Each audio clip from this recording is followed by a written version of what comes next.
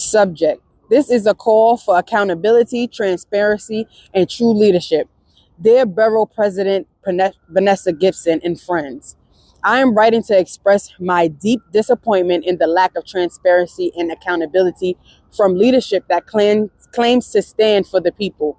There are critical issues that have been ignored, and I can no longer stay silent. Ms. Gibson, you often say, "We are not a broken people." And yet, history has repeatedly shown just how much we have been broken down. The difference now is that the broken are more evolved.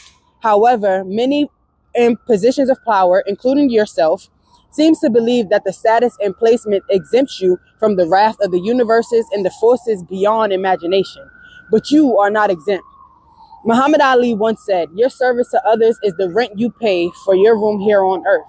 Your love, your outpour, your debt to the people. This is true measure of leadership." And right now, the people of the Bronx are not receiving the full service they are owed.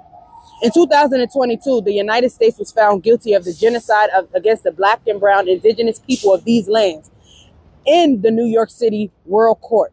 This was a landmark decision, one that should have been widely acknowledged and addressed. Yet those in power, those who claim to stand for the people, have been silent.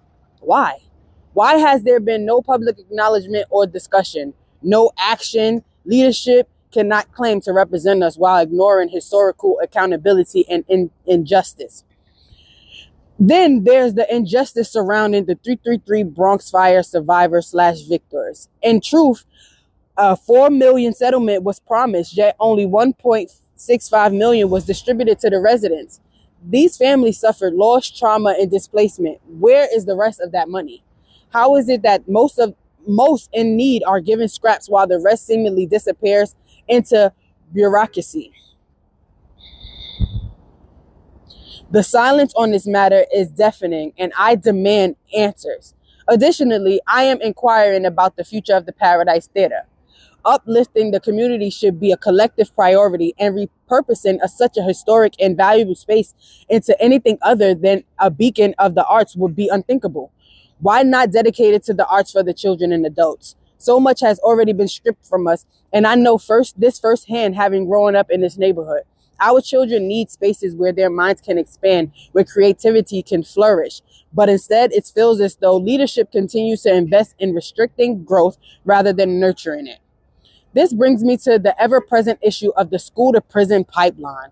It is infuriating to witness the same oppressive system that has harmed generations before us still thriving today. It is even more mind-blowing that those who grew up under its weight continue to uphold it rather than dismantle it. How can we claim to uplift the youth while keeping them shackled in a system designed to stifle their potential? You, alongside many others in leadership, have worked so hard, having experienced it yourself, to keep the system going. Why?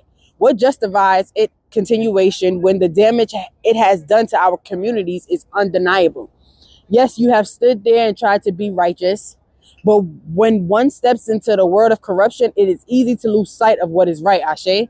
I urge you to truly open your eyes. Our community has endured enough.